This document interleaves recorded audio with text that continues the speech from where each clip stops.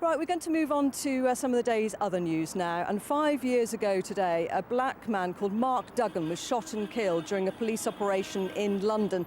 And his death sparked riots across Birmingham and here in the Black Country. And 5 years on, those nights of violence still resonate. Our reporter Sarah Falkland is in Birmingham for us tonight. Sarah. Yes, and in a moment we'll be asking the former West Midlands Chief Constable Chris Sims what lessons he thinks should be learned from the riots of 2011. But first, let's remind ourselves of those dark days when order broke down and looters went on the rampage.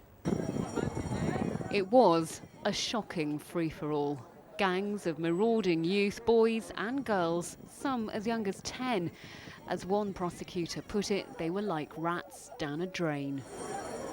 This was Birmingham, this West Bromwich, and this Wolverhampton in August 2011.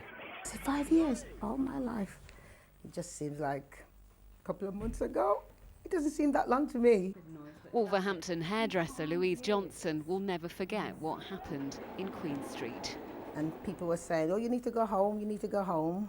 And I said, why? He said, the rioters are coming. Then when I looked outside and see what was happening, I thought, I'm not going anywhere. I decided I'm staying.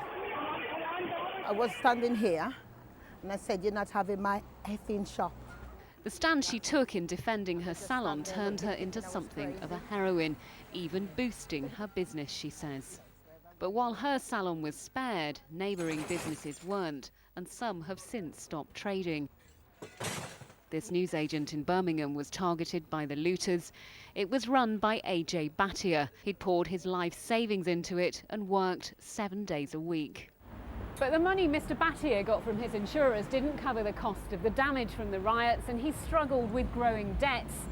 In April of 2013, nearly 2 years after the riots, he was forced to go into voluntary liquidation. So were those responsible made to pay?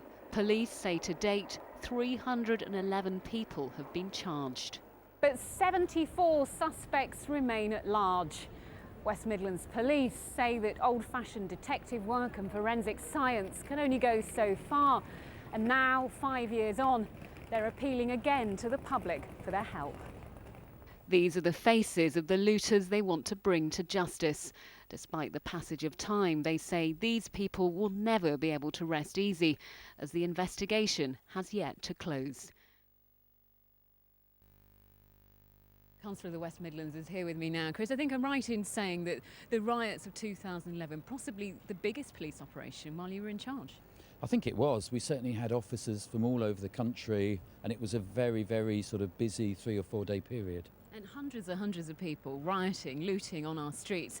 What lessons can be learned, do you think, now, looking back? Well, I think one of the bits I reflect on from a very strange period, that it arrived without any warning, and it sort of left us pretty much without warning too. It was sort of there and then it went. And during that time, certainly we came under lots of pressure to use more tactics, to deploy water cannon. I think people talk about the army on the streets. And I think the fact that it was dealt with by the police and the community allowed the West Midlands to return quickly to normality. And that's really what we should be doing.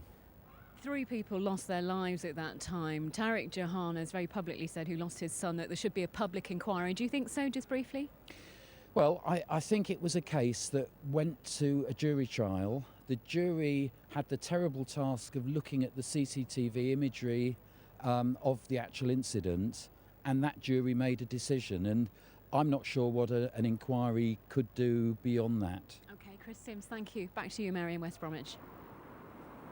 Sarah, thanks very much indeed. We're going to take a brief look at some of the day's other news now, because police have arrested 4 women and a man on suspicion of obstructing the highway near